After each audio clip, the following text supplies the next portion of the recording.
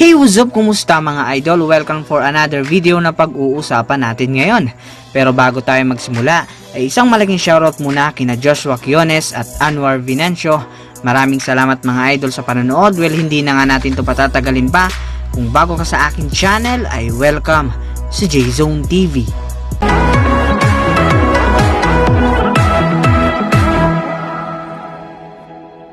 April 13, 2019. Ito nga ang araw ng pagsisimula muli ng NBA Playoffs.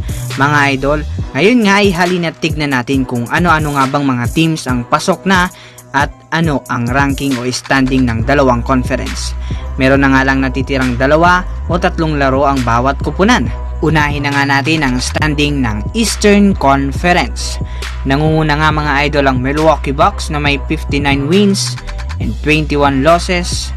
Pumapangalawa nga ang Toronto Raptors na may 56 wins and 24 losses. Pangatlo ang Philadelphia with 50 wins and 30 losses. Pang-apat na Boston Celtics with 48 wins and 32 losses. Pang-lima ang Indiana Pacers with 47 wins and 33 losses. At meron pa nga lumalaban sa 5 teams para sa natitirang 3 pwesto sa Eastern Conference. Dikit-dikit nga ang laban nila mga idol. Ito nga ang pang-anim ngayon na Brooklyn Nets with 40 wins and 40 losses. Pang-7 ang Orlando Magic with 40 wins at 40 losses din. Pang-8 ang Detroit Pistons na may 39 wins at 40 losses. May 2 teams pa nga na sumasabit pa. Ito nga ay ang Miami Heat na pang-9 ngayon na may 38 wins in 41 losses at ang Charlotte Hornets na may 37 wins at 42 losses. Exciting nga ang standing ngayon mga idol sa Eastern Conference. Punta naman tayo ngayon sa Western Conference. Nangunguna nga ang defending champion na Golden State Warriors na may 55 wins and 24 losses.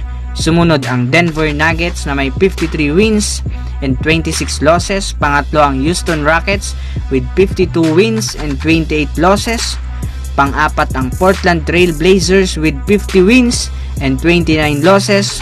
Pang-lima ang Utah Jazz with 49 wins and 30 losses.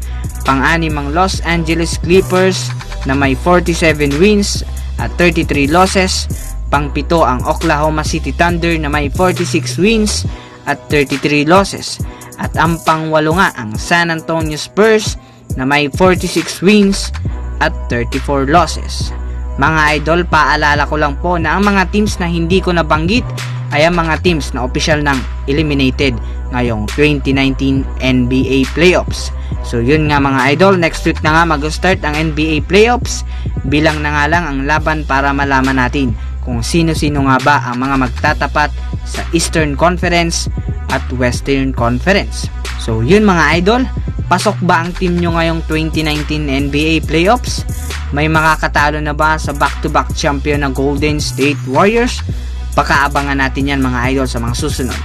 Again, this is J-Zone TV. Don't forget to click subscribe at i-click nyo na rin yung notification bell para ma-update kayo sa mga bagong uploads natin. So yun mga idol, maraming salamat sa panonood.